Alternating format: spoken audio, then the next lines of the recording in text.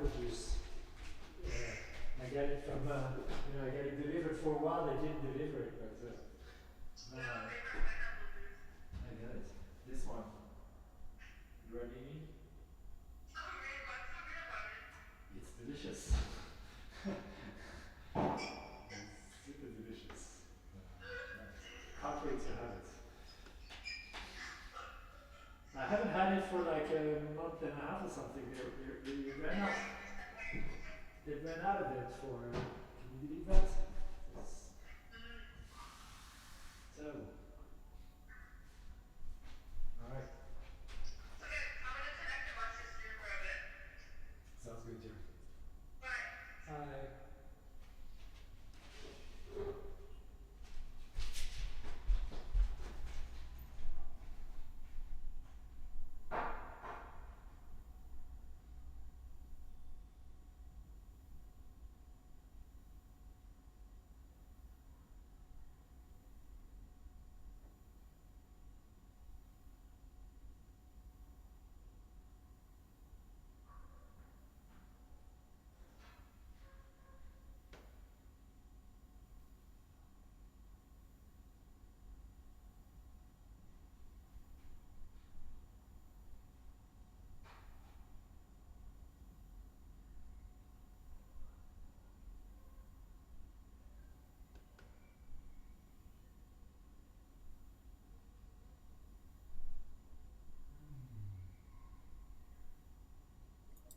All right. Hello, what's up, everybody? I am Junchan, and we're back on stream, and I set up the video camera. Why not? I mean, I was streaming some music over the weekend. Felt like maybe I could show my face again, right? Okay, but let's jump into code. And what we were doing last time. So let me do the little usual housekeeping here and create the log for the day. So what are we, 27th? And so in theory, today is our last day working on this kind of streaming tool topic. But since I've been taking a little bit of license in, how I organize my topics, I might continue a bit because this is really fun. And I was super excited to discover the Free Arrow paper from, or blog post from Dan Pipponi, 6P. So we might continue on our momentum. So let's see. So what did I have listed as things to do? Yeah, let me give my little disclaimer. I haven't given it in a while. So I stream to work and learn in the open. Hopefully that's useful. But be warned, I like to follow tangents because it's nice to, dig into things. This is not actually work, so I get to try out and pull threads for pretty much as long as I want, right? As long as it doesn't get too convoluted. But usually I just pop back the stack, meaning I just come back to the subject at hand. And so that's why I have a bunch of things on the workbench currently, and right now we're doing this project. There's 4 things in our workbench. We added a 4th thing last time. So actually, let me number them. And yeah, so what else? Everything might change without notice. Yes, like for instance, this numbering thing. Hey. And some changes might be improvements, but there's no guarantee that they will all be. And yeah, so all of this converges in my head. Those 4 things are more or less linked, but that's yet to be properly technically integrated. So the idea with the streaming tools topic that we're looking at right now is it's basically that I'm like often unsatisfied with my tools. I look at them and I'm like, I wish they were better. Like for instance, check out this mosaic. Oh yeah, I put a camera over there. Hi. Streaming with barefoot, streaming barefoot, really important. Yeah, check out the control screen. This is Streamlabs, and yeah, Streamlabs is fine. You know, I have my chat, and this is my second screen, and I have stuff in there. But I just, you know, this UI, even even with Streamlabs OBS, like this is OBS Studio. I mean, really, like this is what we have. It could be better, I think. You know, like look at this. It just could be better. I think. So so that's part of like the streaming tool idea, is that I think about how I could improve the streaming tools. And so SL is Streamlab, and Streamlabzilla is a reference to Mozilla, which is how which is the company that makes Firefox. But what are they called? Why are they called Mozilla? Because Mozilla means mosaic killer. Or Mosaic Killer, and Mosaic was one of the very first browsers out there.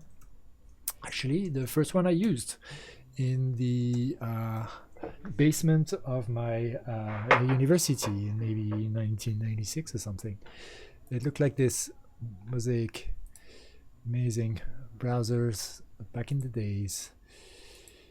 Yes, I'm old. All right, so SLZilla is my way to say goodbye to OBS and Streamlabs and build my own thing. You know, I mean, in theory, am I gonna get there? Who knows? But then what else is interesting with this? Well, and why do I want a new tool exactly? Because actually I want it to be a bit more ambitious than that even. And I want to be able to transform a, you know, okay, 4 hours Twitch stream, let's say 2 hours Twitch stream, into a high quality 10-minute YouTube video. Okay, let's say a 5-minute YouTube video. Okay, I'm up for negotiation here. But the idea is, you know, long form Twitch streams are not the same than high quality, well produced YouTube videos, obviously. And out of a 2-hour Twitch stream, maybe there is 5 minutes of higher value content that will make a nice, tightly focused YouTube video. Maybe not. Or maybe there's actually more material. So how do we build a YouTube video without having to, you know, because if it's 2-hour Twitch stream, then the basic way that most streamers do it is go back to look at the 2 hours and then fire up their editor like Premiere, Final Cut, or Movie Maker, whatever, and then start building up their videos, right? What if I could build this 5-minute video or videos while I'm streaming?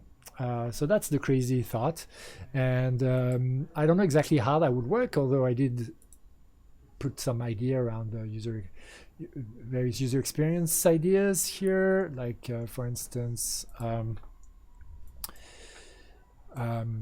like a layout, like more of a grid layout with maybe scenes as columns, and maybe or maybe sources as column and scenes as rows, and then maybe a timeline at the bottom as well.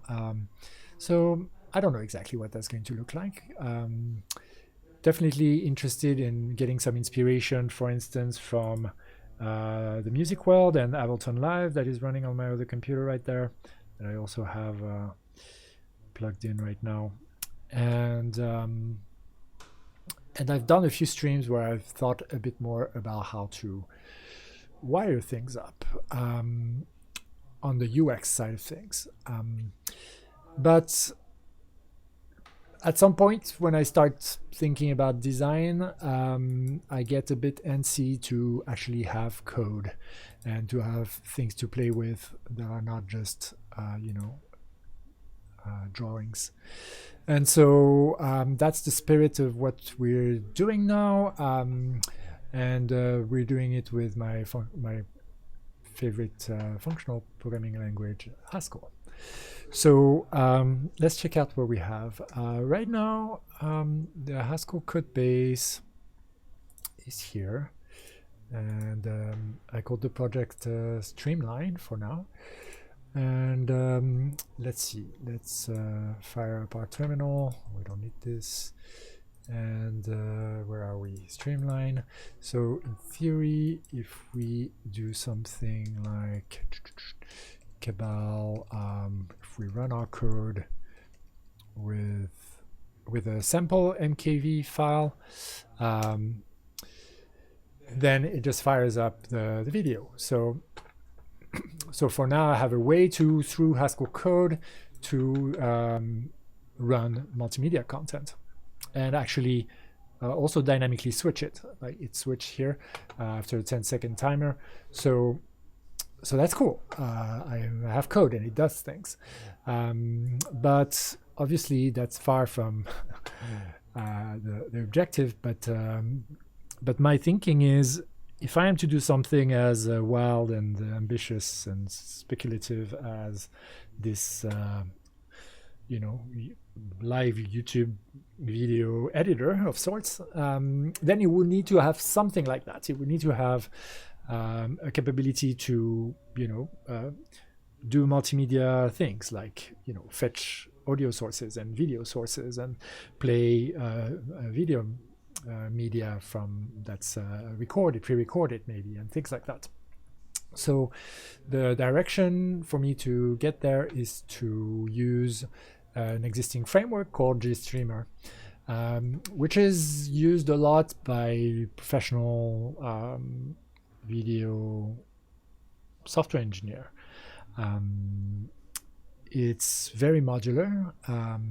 It's a very broad community, and you find GStreamer in a lot of products, a lot of existing software. It exists. It's under the hood of some browsers, under the hood of some video players, under the hood of systems that display video in your plane while you're watching movies in there, or car video systems and so on that we find these days.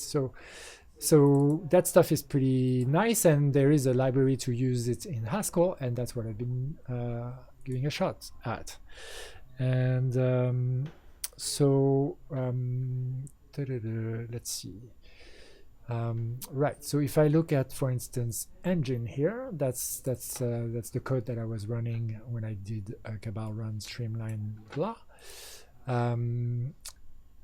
The GStreamer function takes some argument. The argument is actually the name of and the path of the file, and then it gets the file name, and then it sets up a loop and creates a pipeline. The pipeline being sort of the main construction in GStreamer. It's really a GStreamer concept, and it means an assembly of sources and transforming things and outputs that are put together and that can be launched and given to GStreamer to instantiate. So we are building such a pipeline here by picking up a source that's actually a file source element. So GStreamer comes with a way to just give a file to something. So that's exactly what we want to do. Then we want to decode it. So we use something called decode bin that's actually smart enough to just look at the file, look at the extension, even open it and take a quick look at it to decide how it's going to be decoded, and then decide which format, which codec, all of the things, the technical things to properly set it up. Then a video convert and an auto video sync, which is what actually just created the window that popped up on screen when I launched the thing like this. So boom, this is auto video sync. So let's close it. And then I also tried a few things, like for instance,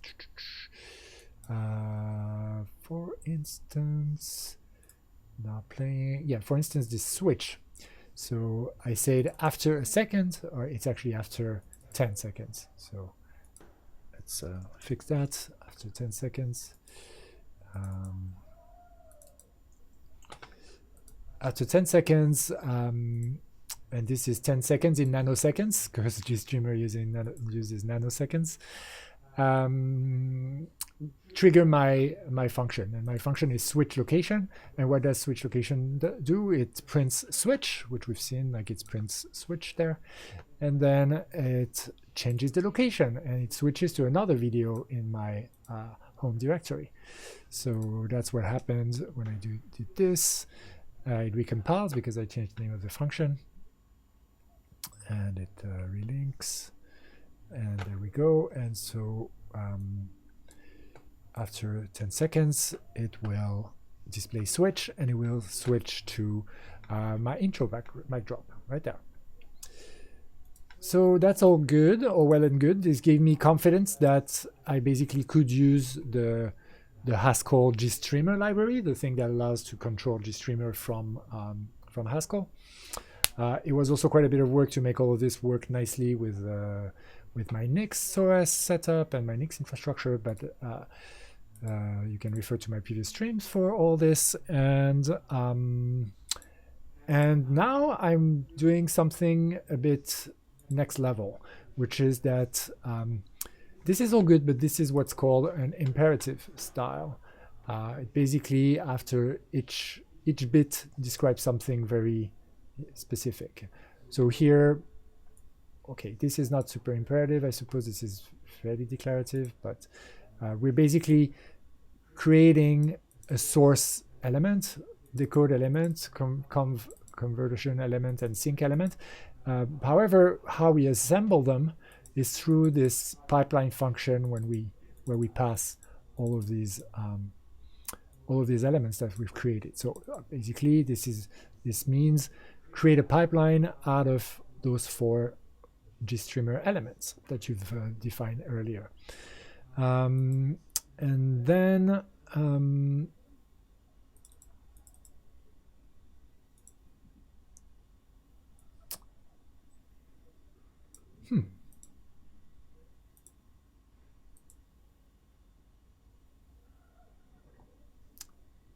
right, and then we add all of these elements to the pipeline, and then we link those elements to each other.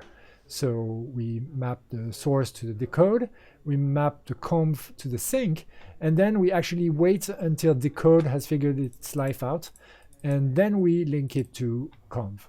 So these two are linked basically dynamically. And all of this is kind of not the best. I'd like to improve this, and a way to think about improving this is by having a more declarative interface. And a more declarative interface that ideally will have a good kind of a graph-like API to it.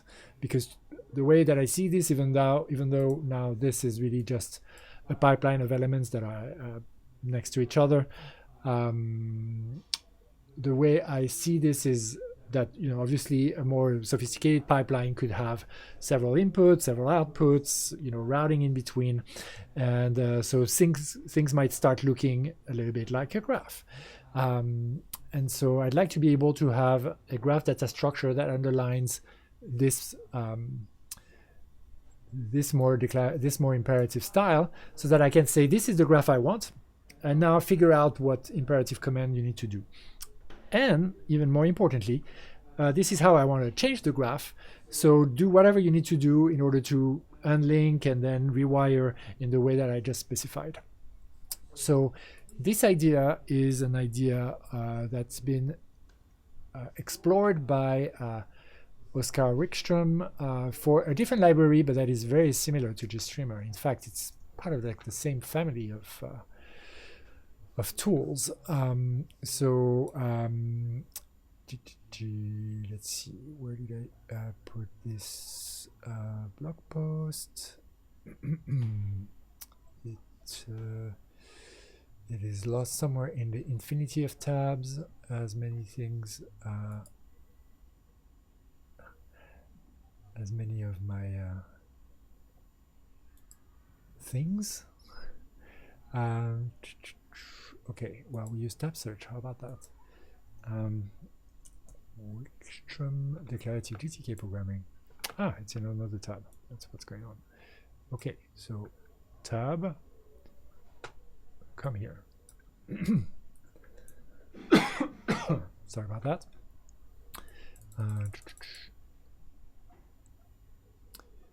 All right, let's put it right here. So that's exactly what Oskar Wickström presents here in his blog post from 3 years ago, where he took a library called GIGTK, whereas we're using GIGST, and so that's really exactly the same family of stuff. And he transformed a what was an imperative programming framework, but GTK is for graphical user interface programming, and transform it into a declarative style. So we're doing the same move, but instead of a GUI programming framework, we're taking an imperative multimedia pipeline programming framework and going declarative with it. So there's going to be similarities, but there's also going to be key differences. So one of the key differences is that GUI programming is really close to, or really articulates itself on top of, usually a tree data structure. So like in something like React, for instance, you have a tree of components and maybe a tree of state that is mapped to this tree of components. And that is the foundational data structure that is used by React to then calculate a DOM diff, and then to imperatively decide to remove an HTML node or add an HTML node into the browser.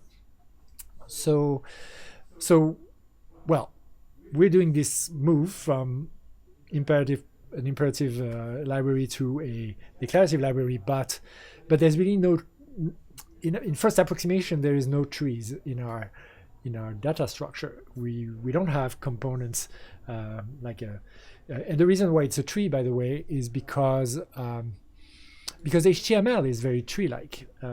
It's a tag containing other tags that contain other tag, and that all represent like a div that contains maybe some text, that contains maybe a button, that contains some text again, and things like that. So this model, that's why trees are important in the way that Oskar Wickström does his move from declarative to from imperative to declarative. That's also why we see things like in the declarative way. It's not going to be super obvious looking at this code. More here. So here we have like a container, a list box, and it contains list box rows, 2 of them, and each list box row contains one a button and the other a check button. So this is actually a tree data structure, even though it uses do notation here. But in the back of it, you have a tree. And we did take a quick look, and I'm going to reopen that because I kind of want to take another look at it now. GIGTK declarative, and we want to see where the trees are. So the state tree forms a shadow state representation used in patching. So that's exactly what I was saying in so many words. So shadow state means it's really underlying the model. It becomes the point of communication between the nice declarative code we want to write and the kind of nasty world of patching and changing the DOM. And so the state tree here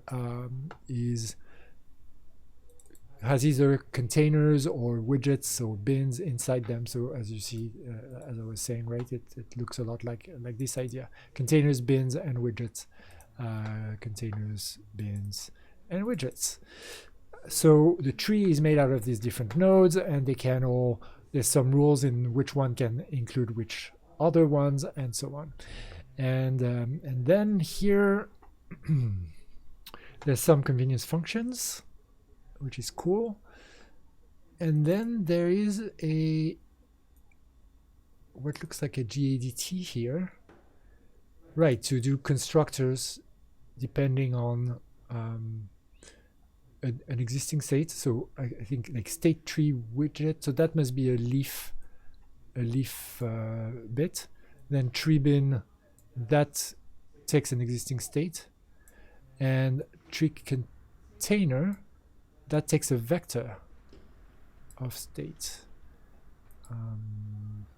Actually, it takes a state tree node. Let's see. So hold on. Yeah, no, I think I'm making I've switched my thing here. This I think is the current state, and this is the state of the bin that is being added. And then same thing here. I think this is the current state, and this is a vector of things. This is a vector of containers that are being added. Does it make sense? Maybe. Not sure. We're not sure exactly what this is supposed to mean. It could be that this means adding a vector of children to the state tree container. So a bit like what we see here, which is like these two bins.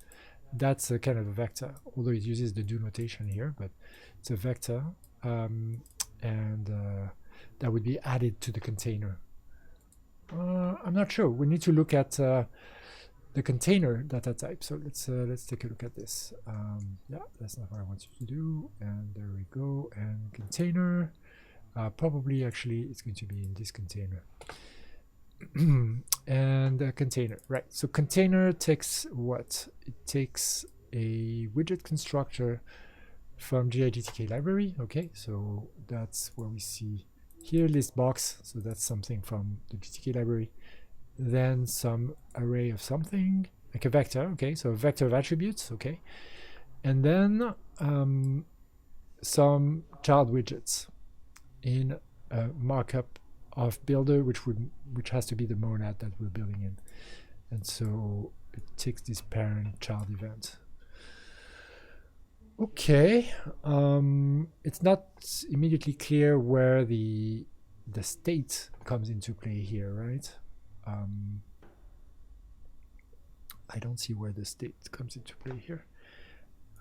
Okay, hold on. I need to put back my stream manager in front of me. Okay, there it goes.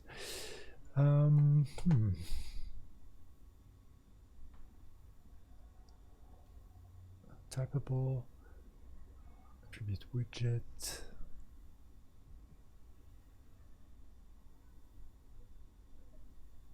Container vector.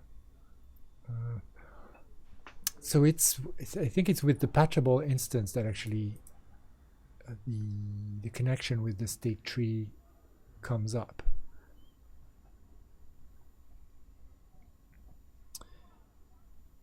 Yeah, so patchable is really what's going to transform the declarative changes, so the changes in the shadow tree state for GIGTK, and based on this change between the old state and the new state, I would think. Let's look at the patchable instance. Patchable type class, I mean, patch. Patchable calculates a patch based on some state, and then two widgets of the same widget type.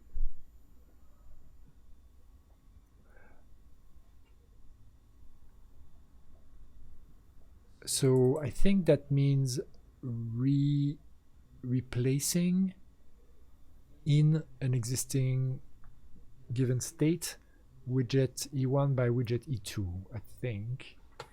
Let's check this. What does it say? Patchable widget is one that can create an underlying GTK widget, calculate a patch to be applied to an existing GTK widget that was previously created. Yeah, I think that's it. And there is a kind of a superclass thing going on here where containers, which we were looking at, are also widgets thanks to their from widget instance, which is here. So since container has a from widget instance,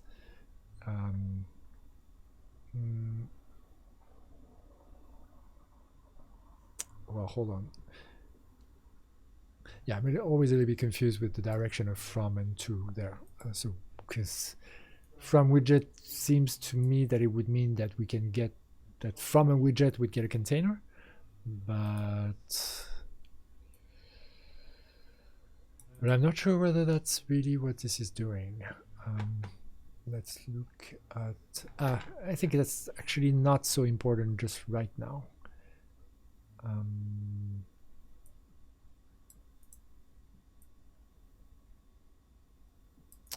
Right, okay, no. So this is, oh, interesting. So from widgets is actually a type class that takes a from and a to, I believe. And so this will actually go from a container to a widget. So it's really to widget, hence my confusion.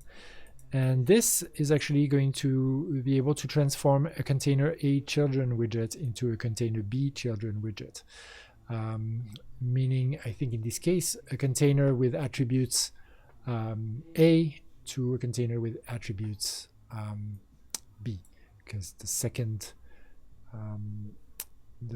argument to the container hold on, container A children,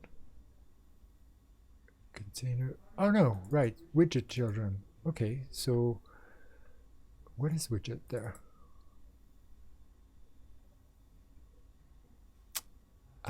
Widget might be the GIGTK widget. Yeah, hence the fact that these are leaves, because our containers and bins, we need to keep track of children, and they make up the fact that they can contain things, make up the tree structure, whereas widgets themselves are kind of opaque. They're GIGTK widgets, and so modifying them is going to be very widget specific actually. So let's check this assumption. Let's go to a widget. Okay, so that's converting things. Maybe that's not what we want then. Let's go to like something like a box, for instance. Well, no, I'm thinking maybe this is not the right way to go, because list box is a regular GTK widget.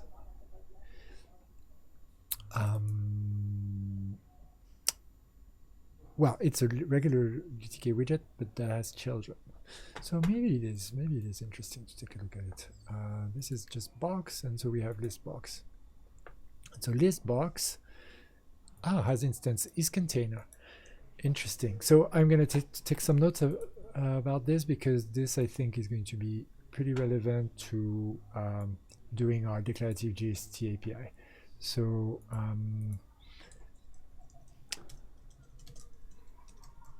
let's take some notes here. So is container, like this instance, this, okay, I still don't know how to copy paste properly, but it's fine. Copy and paste. So we are going to be needing something similar to that. That's probably going to be sort of is element, maybe, or maybe is bin, because there's also a concept of bin in a GStreamer pipeline that contains other elements. So maybe we'll need something like that. And the isContainer type class has append child and replace child. Very interesting, because that's going to be for us append child and replace child are going to be things like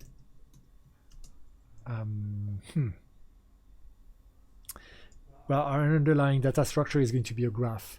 So appending is not going to be enough. we're going to need to basically add the vertex and connect it. Add a vertex plus add some edges. So can we do this in one shot? That's where a Algar style interface would actually be quite nice, because we could do like plus or connect, and that could potentially work. But now we decided we would live in the world of free arrows, didn't we? So if we did live in the world of free arrows, so like going back to what I was discussing on Saturday on stream, then what would things look like? So let's take a look back at the free arrow stuff. So in the free arrow stuff, we had something like this, which is a declarative way to say, well, connect this thing to this thing. So let's write some code. And do we want to write it in the free arrows? Maybe not, actually. Maybe we want to write it in design. So yeah, I think we do. So this is test, okay. And yeah, we commented pretty much everything here. And there might be new things to check out, but so far free arrows are something like this, and we want to import some of the machinery.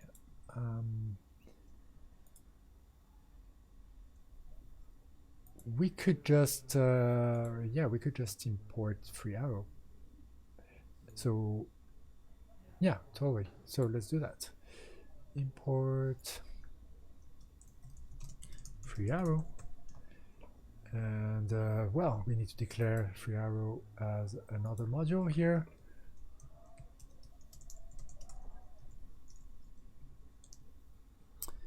And I think we need to cabal run, but let's cabal run inside our next shell. Oh, let's cabal build, or the non-dyslexic version of it, build.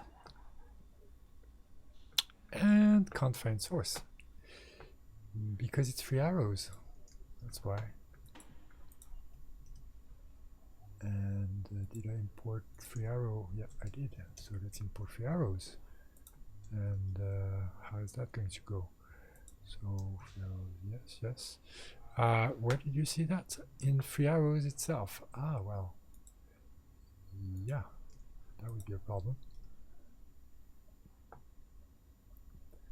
Okay, compiling, linking. So we're going to be happy, I believe.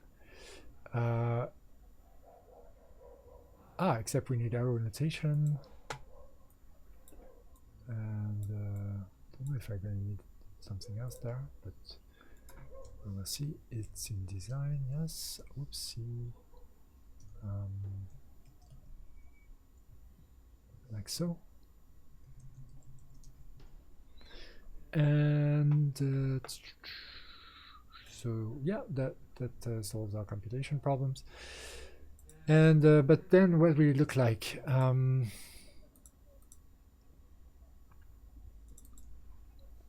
Those being proper arrows here with state and whatnot, we might need that, but at first approximation, we just want to try and build a graph, right? So, but let's pretend that it's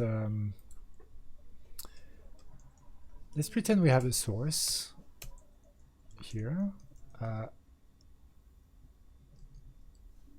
and that we pipe the source.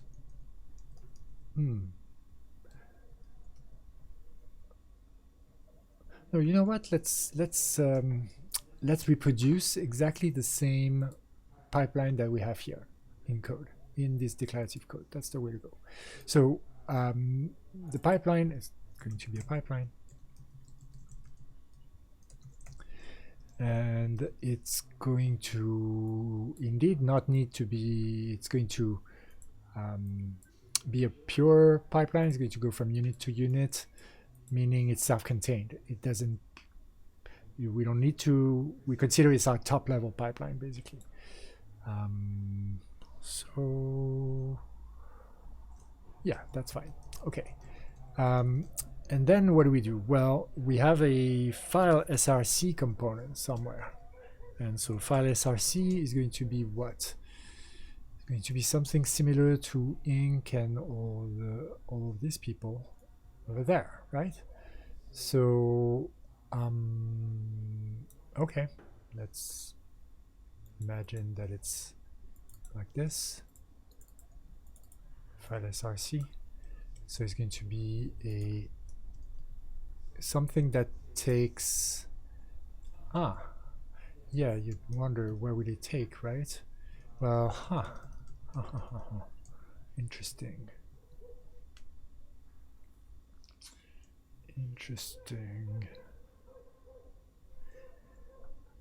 Now I'm starting to wonder whether we want this to be something more like, you know, string or file path to free a component, and you know, take a file path here. I think that's much better than, it's basically it's separating control flow from data flow.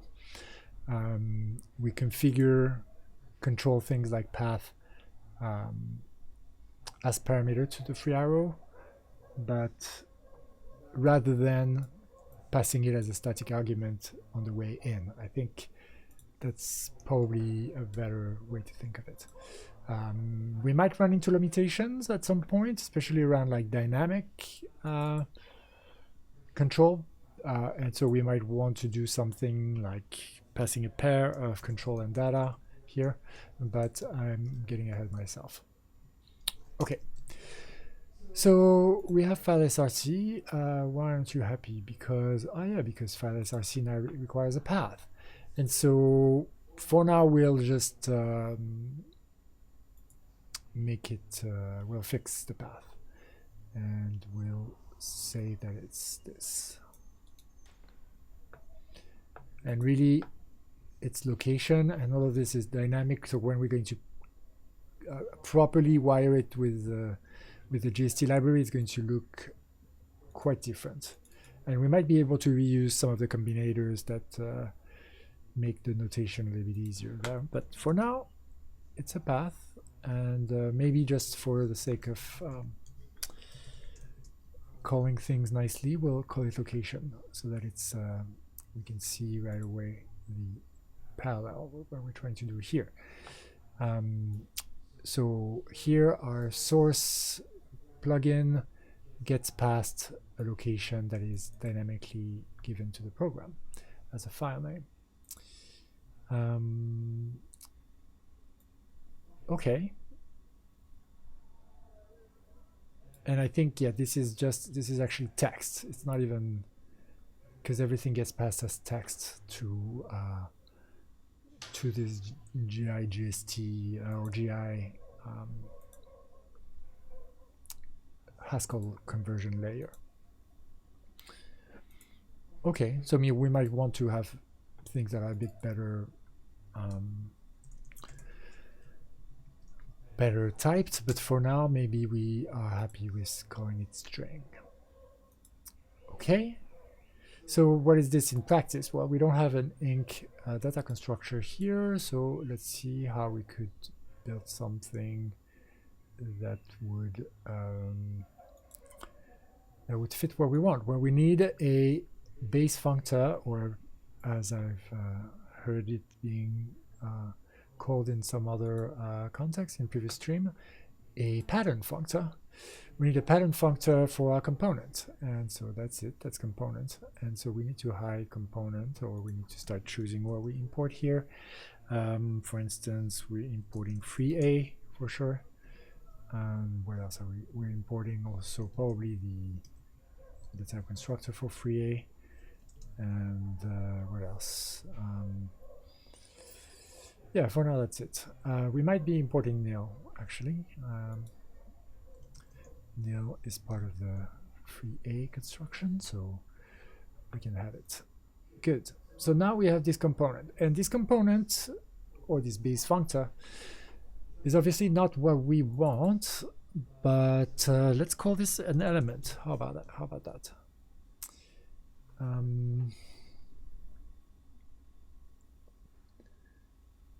So an element was something opaque that didn't receive any streaming input, which doesn't quite fit what we want, right?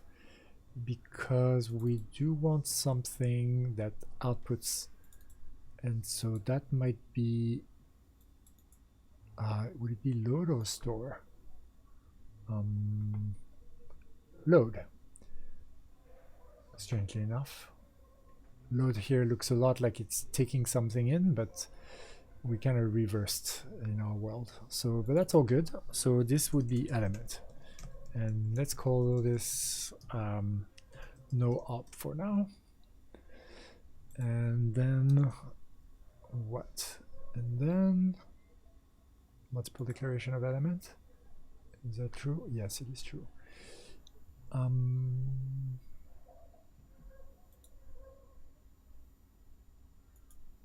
Okay, let's call it element node. And so file src will be an element node. And I suppose we will have no, it's not an element node. It's a source. Yeah, and that's a sink, and that's a transformer. And we have those already. Okay, where do we have them? In not here. Below? No. Okay, tell me where. 24. 24. Ah, yes. Okay, element edge. Yeah, we probably not going to need that, I don't think, anymore, so that's good. We can move it. So that's a source, that's a sink, and then a transformer is actually a int to b int. So let's do the Haskell things and line up our constructors and even line them up more so that we see more of the symmetries. Okay.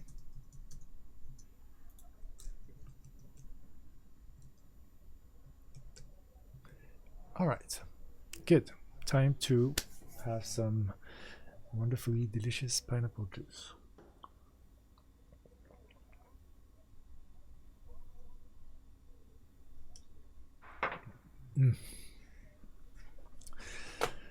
Love it. Okay. Okay, so file source is not a free, no, it is a free component, but it's now a source.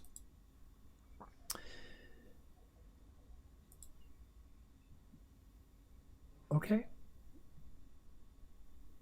So if it's a source, then it will have an output. And we'll call that A. And then we'll pass that to conv.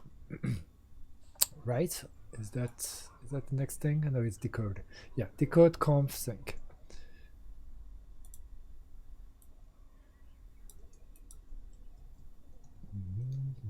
Oopsie.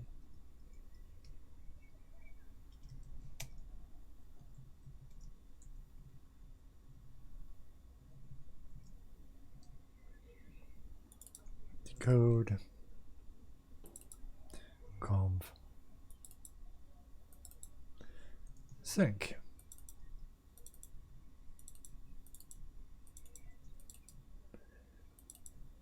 Okay, and decode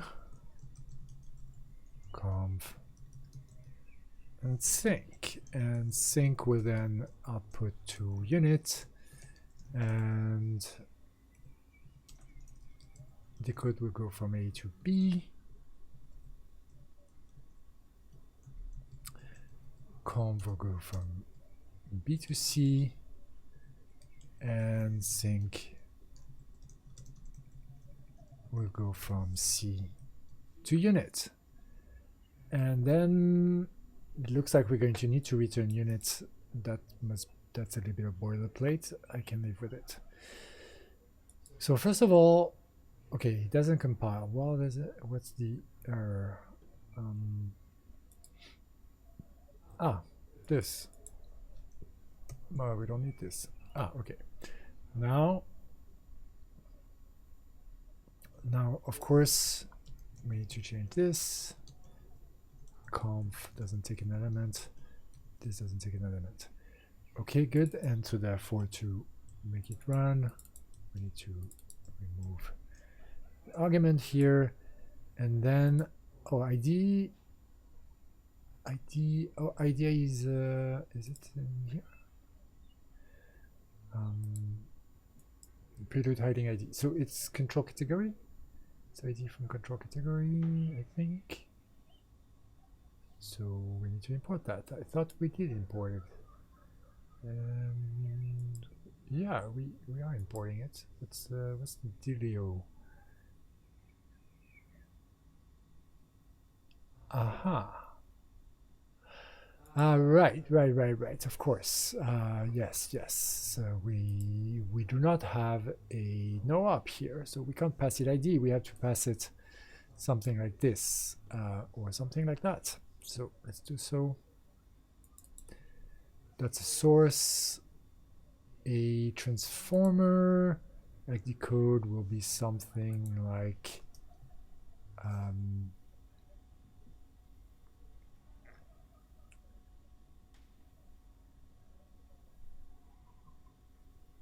okay, so hold on, how does this work?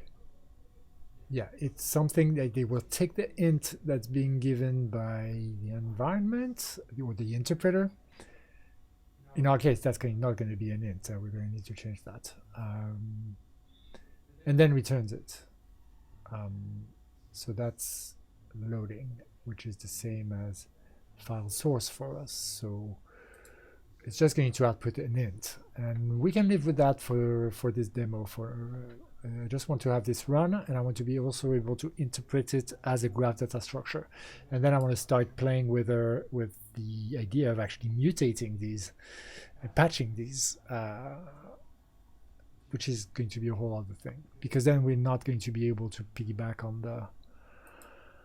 on the very nice arrow notation for things, unless we start going the essence of live programming direction, which is something that I was saying at the very end of my last stream. So we'll see if we can think of other ways to go here.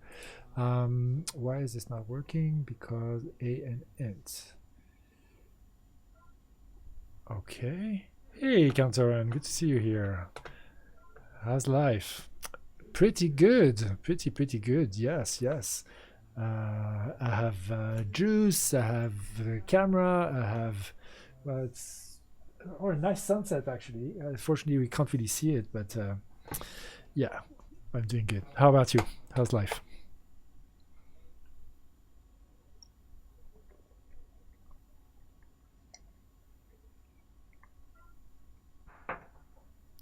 Oh, nice. Excellent.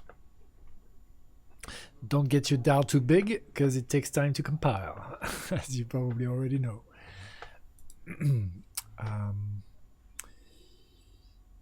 Yeah, so I'm actually hearing the blip pretty well with my new chat thingy. Let's see if I can actually make it slightly less loud.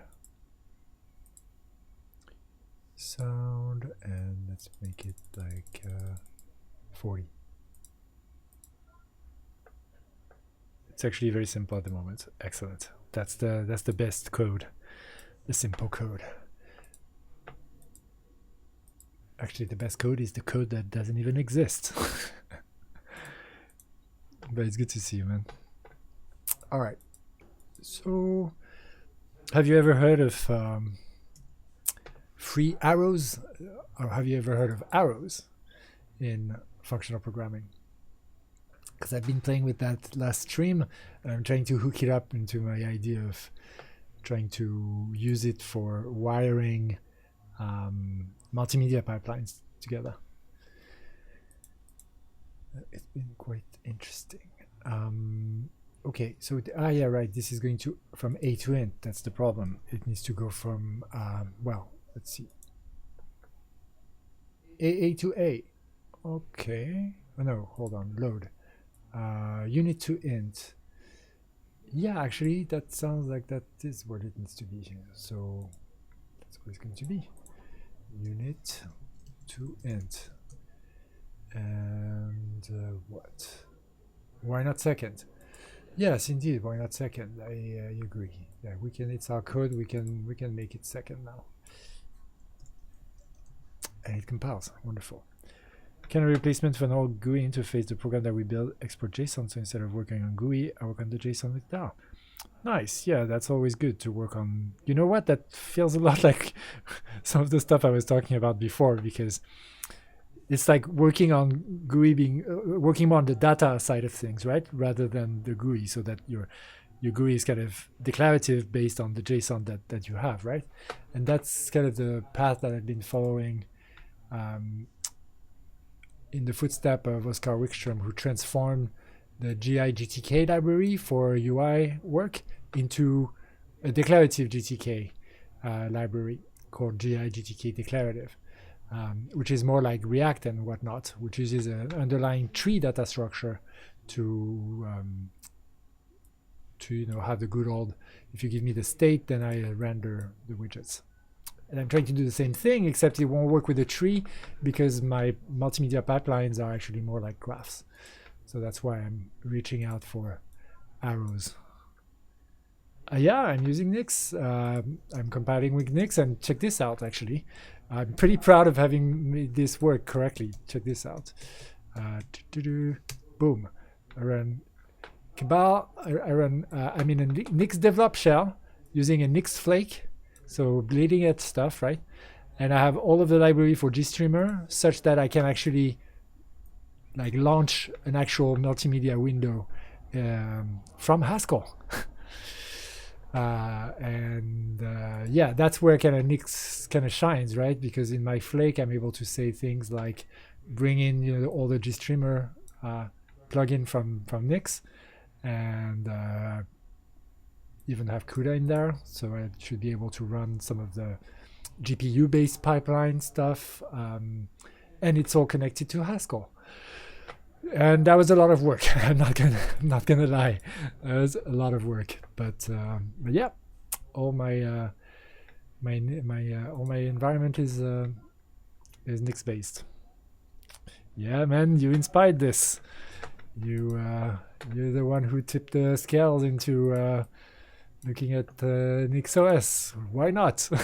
And here I am. I don't know, like what, a month and a half later or something, like being productive with it, or somewhat.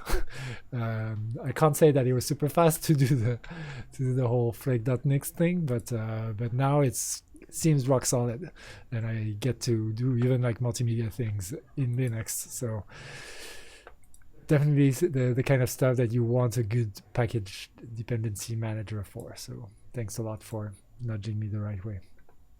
Okay, so decode is, well, we're going to say that it's int-to-int now, just for the sake of, kind of playing. And then conv is going to also be int-to-int.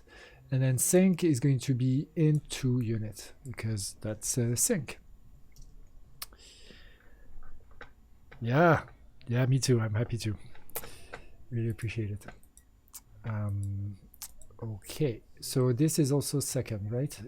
It is, but also I think we want a transformer here instead of a source, and we want a transformer here, and we're going to want a sync here.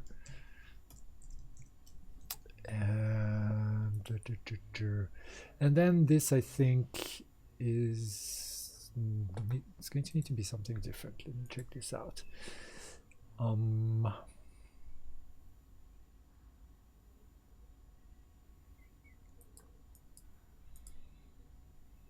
Yeah, no, it's not going to be so different.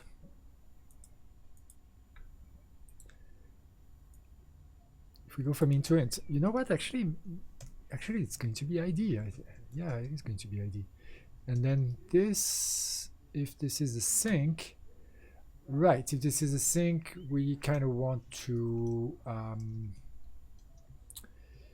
pass it. What do we want to pass it? We want to take unit, and we want to kind of return an int, don't we? Isn't that kind of what we want? Might be, but yeah, I think it means we get the a, or we get the int as an a, and we're going to call it I, because actually it's a mistake to call it a, because it's not the same a, and like so. Couldn't match type, blah blah blah with int. Right, so let's take another look at this. Is that async? Yeah, it is async. So, or actually, yeah, I can't wrap my head around this yet. It's reversed. So let's just copy this, but call it I.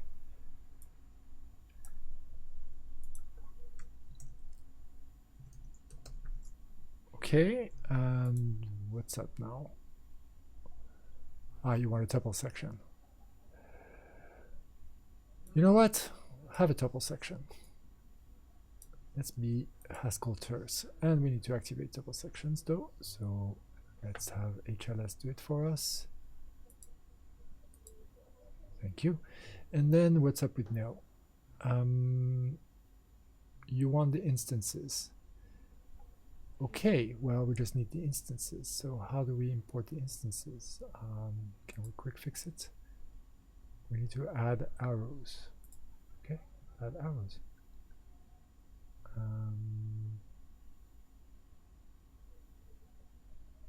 We had arrows already, so not that. I think it's just we need, how do we get the instances?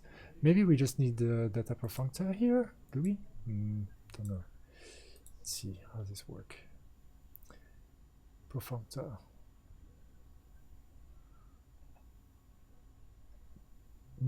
Okay, Neil needs perfunctor P. Okay, yes. I suppose I need to create some instances for a component. Yes, I do. Of course. So let's do that.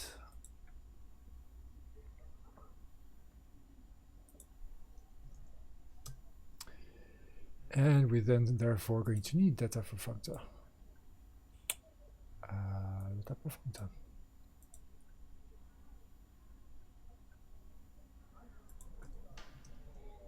Okay, and okay, that sounds good. So I think source is going to be like load, and store is going to be like sync, and that's going to be no op. And so we're going to have source and sync and no op, and that wasn't the most efficient way to copy paste things here, but it is a way. And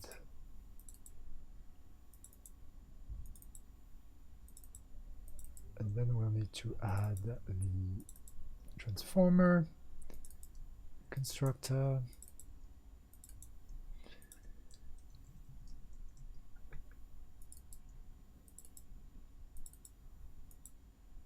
in map and in our map.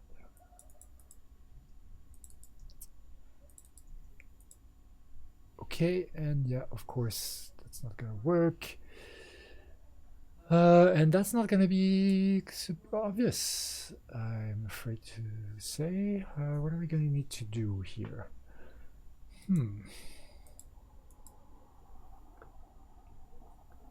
Kind of need to combine these two things, but that's not obvious, right?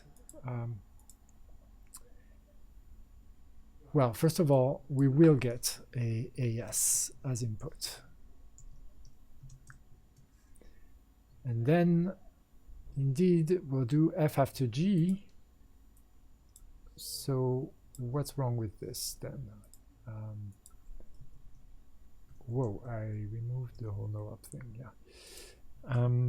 What's wrong with GFAS?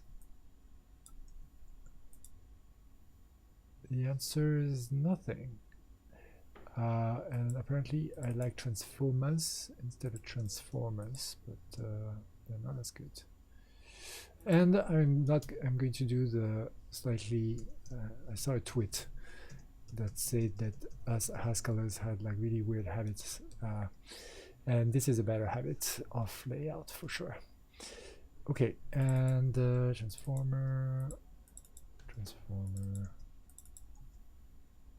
Okay, and then what? And then, ooh, that's going to be a bit like a sink, I suppose. Oh yeah, it's going to be like a sink for the, oh, so nice. That's the fact that we do lmap and rmap means that it's exactly like a source on the L side and exactly like a sink on the R side. Awesome. If we were doing diamap, it would be a little bit more tricky to figure out, but since we do lmap and rmap, it's all nice. I like it. Okay, and I am going to close my window because I can feel that it's getting a little bit colder. I shall be right back.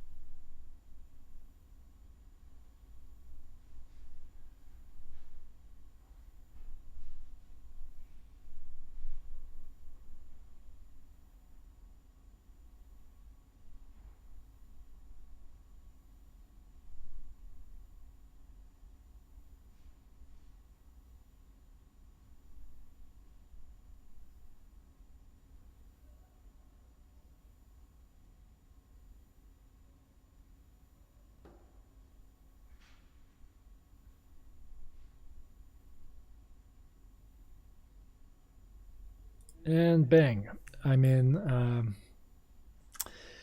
You're not gonna fool me that it's summer yet.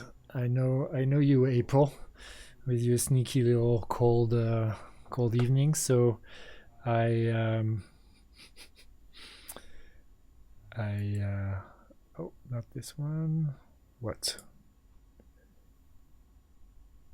Where did I put? Oh yeah, here. I put some socks in. Yeah. Okay.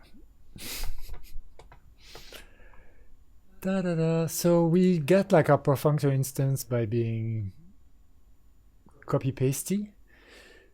So that's cool. And then we need our strong instance. For some reason, I don't see an error. Ah, yeah. That's because we need to get our transformer type correct. And then what? No, whoopsie, sorry. Then it compiles, but that's quite strange. This instance is a little bit bogus. In fact, it's completely bogus. So why do you think it's fine? Is that going to compile? If I compile build. Oh well, I'm not building design, so let's have that in our module list.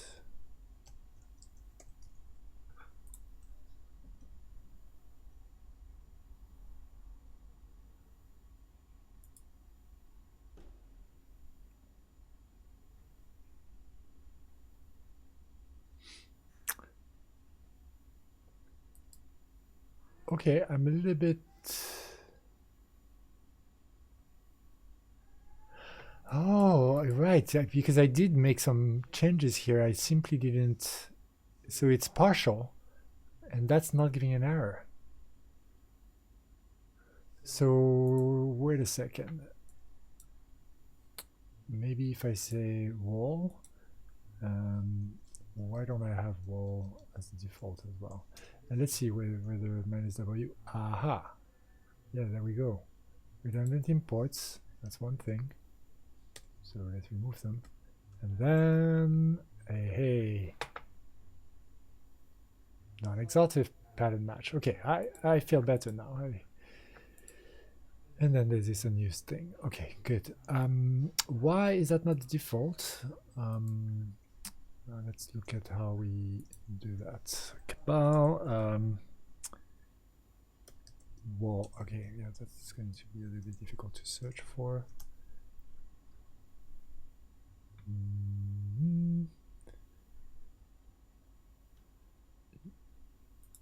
GC option -w all. That's a okay, GC option. Okay. In Cabal project local. Oh. Yeah, that's cool. We have a Cabal project actually. But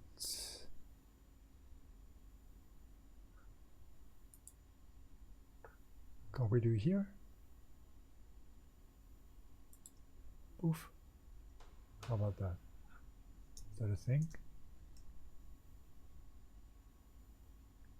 Unknown field GC option. So it's not a thing. At least not here.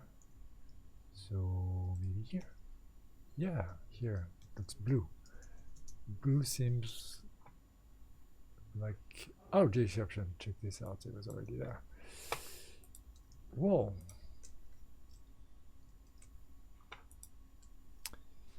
Build. So that should allow me to not have -w here and still have the warnings. Yes, still here. Excellent. And it, but it does compile though. We Cabal build for some reason. Why?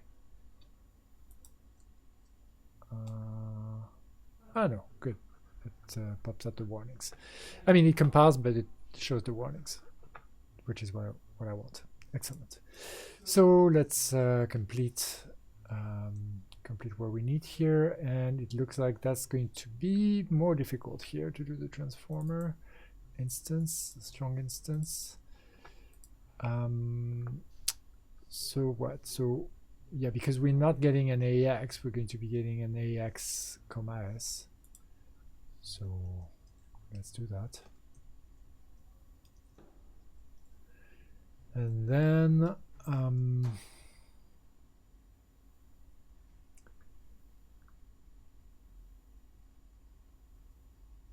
then we want to apply the G to the AS. Okay, yeah. And that's it. Lovely. Sometimes yeah, sometimes things just work out, I suppose. And here, yeah, it's location. I suppose we're not using it, so let's just not have it. And then we don't have warnings anymore, at least not in this module, because we certainly have warnings for the other modules, which is fine.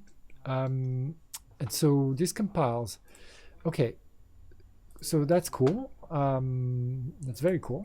Let's build some interpreters. Fault-free, we can import if we want it, and exec is one of the interpreters here, right? Yes, it is. And right, this interprets component into the state arrow, which I suppose we could do, and this interprets the component into IO, which I kind of want to do first, actually. So let's try that, because that's going to allow us to print things on the console. It's always good to have a bit of output for our program, isn't it? So let's call this exec. And then let's borrow also main.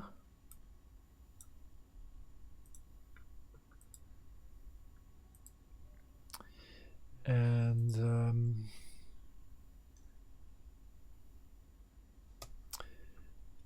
let's get fault-free A from free arrows. And then start aligning the constructors.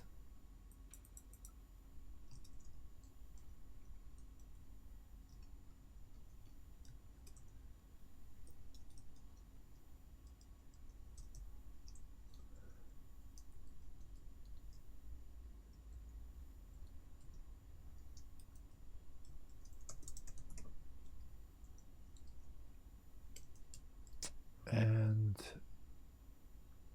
getting an A. Yeah, we're returning a G of AS. Given that we all right.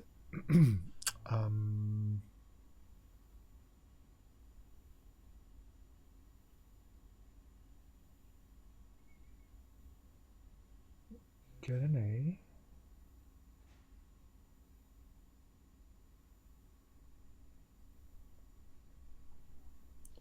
Here return GAS. Here we only return B. So here we do want to return, I suppose, BT. And GA is fine. Still not that?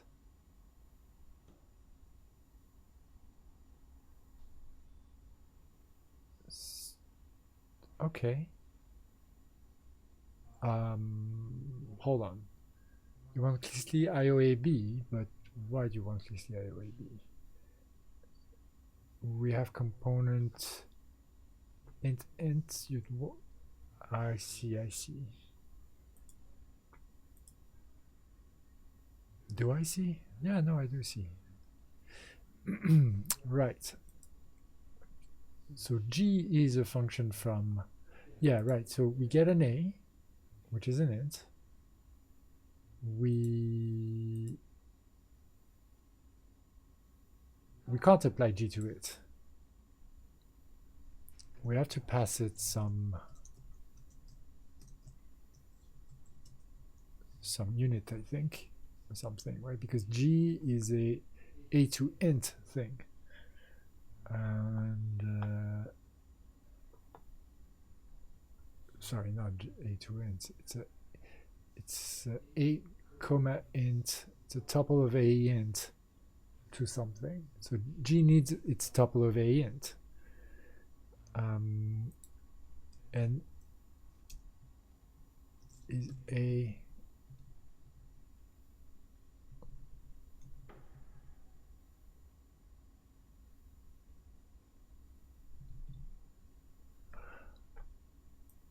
oh right. Well, we're going to need to get.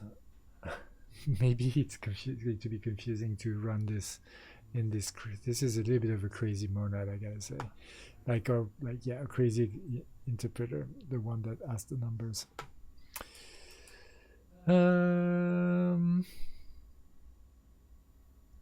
How about we instead fix it to a certain number? So we don't ask it the number or to get line. We just let s equal 1. Okay, and then we do and here we can say, I suppose, your number is blah, but basically, so if we say GA, which I'm not sure is correct. Yeah, no, it's clearly not correct. We say A1, whatever. Is that gonna work? Maybe not. Visibly not. maybe we only return a B. Yeah, we return a B. And what does this main say? No signature. That's not a huge problem, is it? And then do notation discarding some result.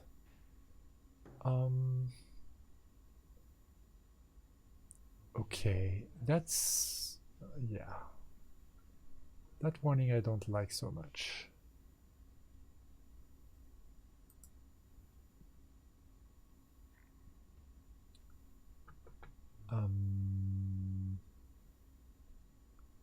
Disable unused to by a warning, please. Okay, and then we also had an exec prime prime. All right, which only had let's have this one. I kind of like that one. It's really simple. It only carries some payloads. Kind of want to see what that does. Okay, so ignore the functions, and yeah, I mean, it's a bit strange, but we can play with it.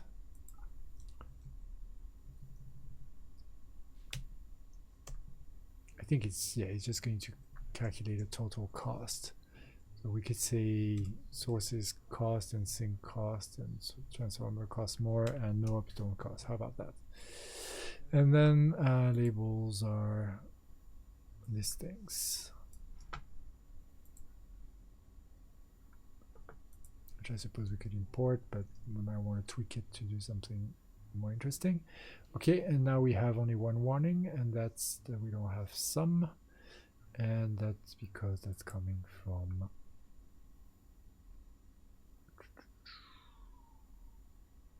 actually that's coming from data monoid.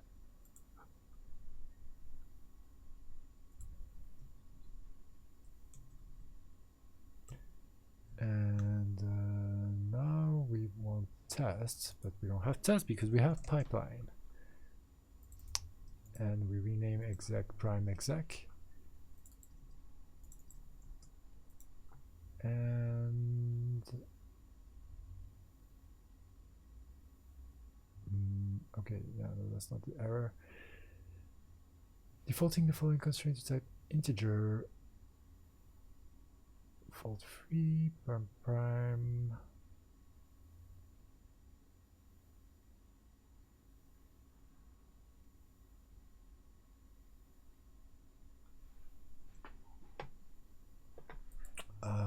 Yeah, I'm not getting what the error is here.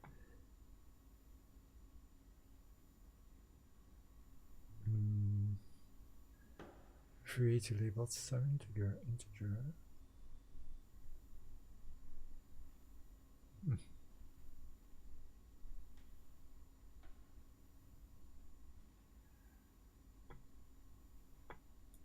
You know how to fix that? It's a type default error. Or it's just a warning. So you can build. It is just a warning. I see. Huh. So it builds. And so shall we switch which main would build, or shall we how shall we do this? Main is main.hs. Yeah, I suppose we could say main is design.hs for now. How about that?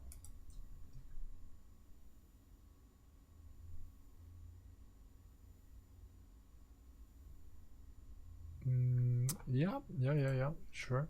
We could remove the other module.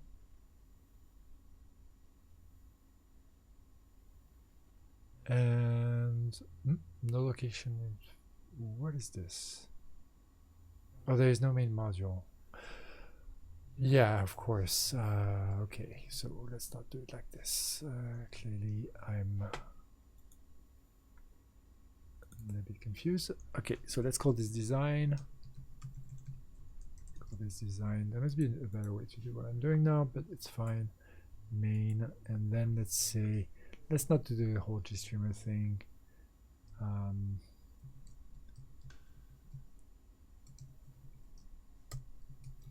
instead do design.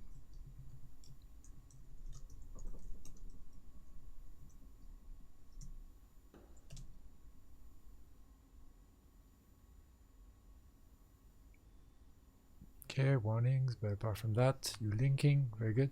So we can keep our run and see what's up.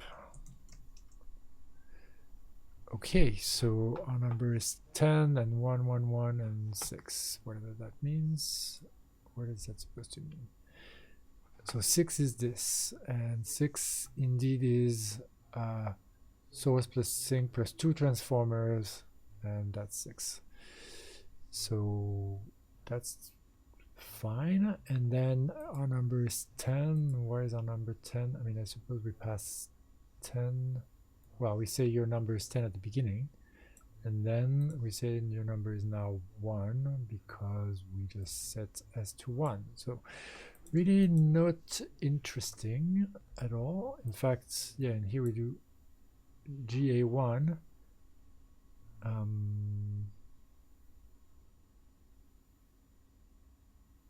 Yeah, I mean, it's of no interest whatsoever. But it runs and it uses 3 arrows, and there is a graph structure here. So then the question is,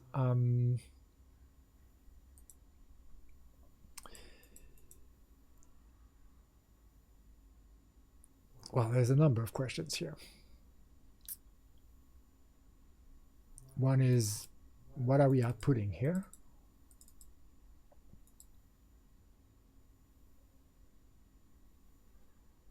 Do we even need to output something?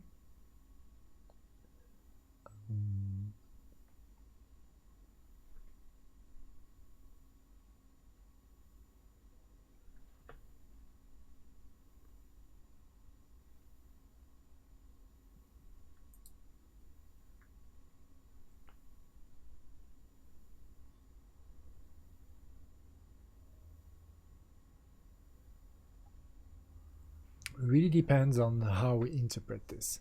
So I think I still need to play a bit with 3 arrow interpreters before I can actually make a decision about what's going to be the input and output types for these arrows.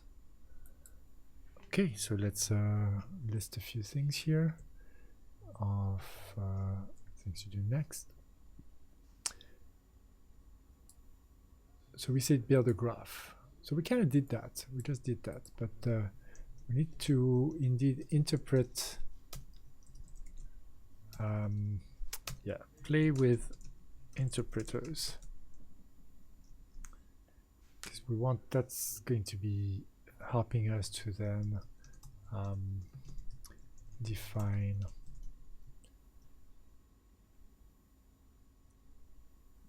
component types.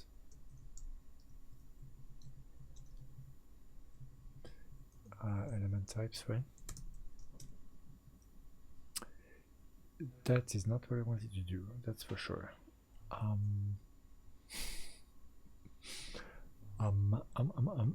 Okay, view, appearance, reset zoom. Seems like that's what I did. I just reset the zoom. Okay, well, so then plus, then I must have hit. Yeah, I must have hit Control 0. Okay, not too much zoom. And is that what I had? Oh, yeah, I think that is what I had. Okay. Yeah, define the component and element types, right? So meaning component into int. Because obviously, because we're building the... If we were building actually like the low-level streaming, then this would be the actual, you know, whatever, the buffers or the frames or something like that. But we're not doing that. We're creating a symbolic representation of the pipeline. And we're then going to be compiling into a pipeline. So do we need, what do we need? The answer being we need whatever is needed to make the pipe, to do the linking later.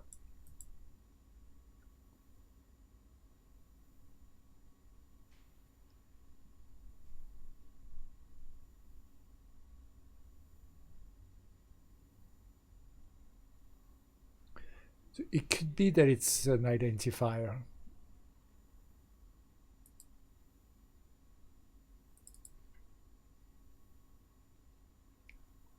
That we count somehow. Maybe even like an opaque identifier. Something a bit like a de Bruijn number, something where we can auto increment each time there's a binding, which makes me kind of think of that parametric higher order syntax representation.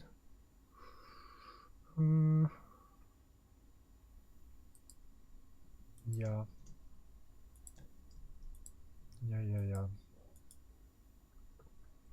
But maybe before getting super complex, if it's an int,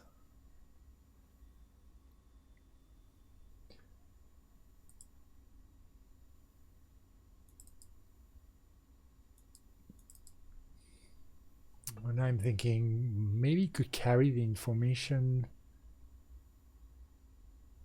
about what's connected to it,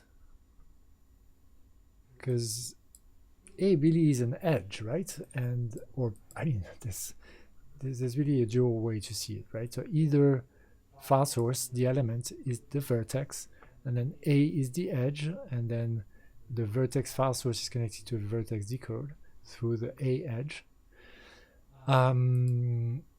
Or we say no, A is the vertex, and file source is actually an edge between unit and A. And A as a node is as a vertex then has an edge decode that links it to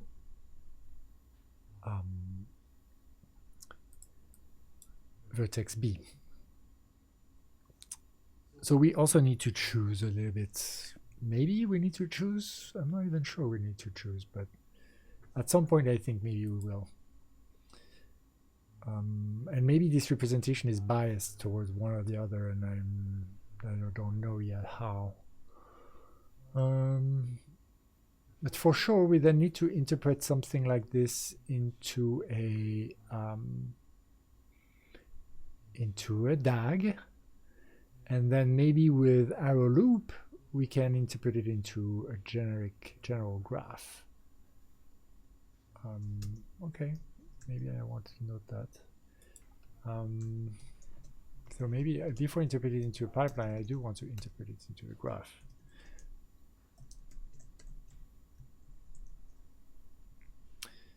And I don't know what kind of graph.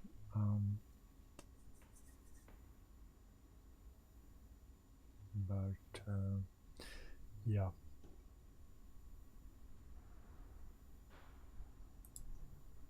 I should probably play with trying to interpret it into a list and then into a tree, actually, to be honest. That would make it, because in fact, yeah, that's smart, I think, because now here I've interpreted it into a scalar. So if this is the list monoid, aka the free monoid, then we're interpreting a free arrow into a free monoid, and we feel very free. But that will teach me something really important here about what I need to plug into, because with the list interpretation at this point I should already be able to render it into a pipeline like this. Maybe, although clearly the dynamic element, that's going to throw a spanner in the works. But apart from that, it'd be actually interesting to see how we can hack our way also into, if we don't yet have a way to declare like this more dynamic connectivity here between elements, whether we can hack our way around it somehow, creating a mix of imperative and declarative code or not. So that's fun. And then we're still not at the point where we deal with the dynamic aspect of the pipeline, but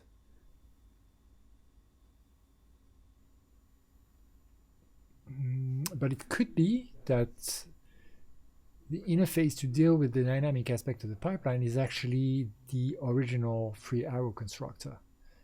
That if we unpack the free arrow, which is in free arrow, if we unroll it, if we introspect it, which is going to be tough without if there's function that leaves, is it even going to be possible? Can we do a show instance for the profunctor? There's no reason why we wouldn't be able to do a show instance for the profunctor, actually. So then in that case, we might be able to show PAX and then make sure. So I think we need to do a show instance for this, actually, pretty clearly we do. Kind of want to play with it now. I should probably stop streaming, but somebody stop me. I seem to not be stopping. Pure P. So it's going to be show pure P, and we won't care about what that is, and we say just, oh yeah, it's a show of this, and pure P equals pure P, and then show PAB and just show PAB. And what's up? Yes, indeed. Okay, and then we're going to need a show. Well, no, then it will depend on the actual profunctor, and we can just yeah, we can just piggyback on that. So if we go to design and then we say instance show component, then we should be able to do something like replace this by show.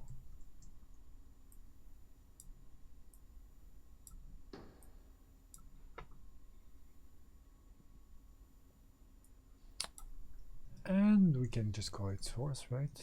For now, no reason to make this more complicated, as we are supposed to be at the end of the stream in the postscriptum part of the stream. And so yeah, we won't need the G here either.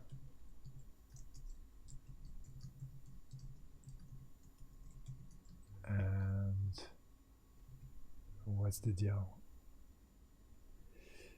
Of course, the kind.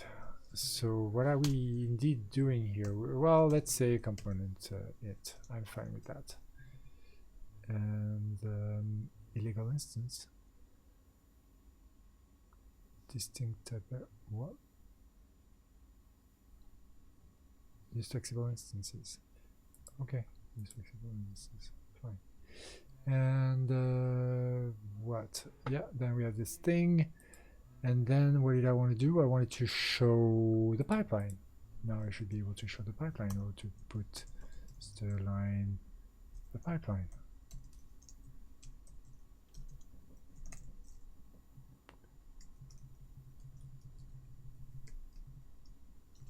Maybe put line the show pipeline, or therefore print the pipeline. Okay. And yeah, it looks like in theory that's possible. In practice, what's up?